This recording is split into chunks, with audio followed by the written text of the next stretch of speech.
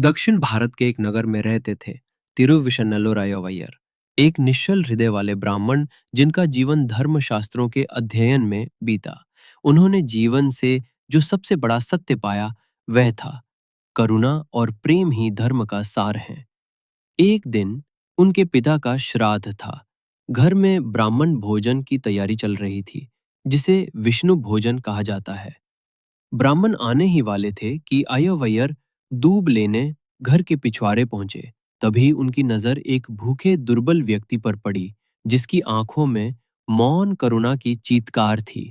वह कांपती आवाज में बोला, 4 दिन से कुछ नहीं खाया, प्राण निकलने को है, जूठा बासी जो भी है कुछ दे दो। उसकी ये पुकार अय्यर के हृदय को भीतर तक हिला गई। वह तुरंत घर लौटे और श्राद्ध के लिए जो भोजन पत्तल पर सजा रखा था वही लेकर उस भूखे को दे दिया। इतने में पुरोहित आ पहुंचे और यह देखकर भड़क उठे, तुमने श्राद्ध का भोजन किसी भिखारी को दे दिया, अब ब्राह्मण भोजन नहीं करेंगे, प्रायश्चित करो। लेकिन तभी एक अलौकिक दृश्य घटा। अचानक पुरोहित ने देखा स्वयं भगवान अय्यर के आसन पर प्रकट हो गए हैं।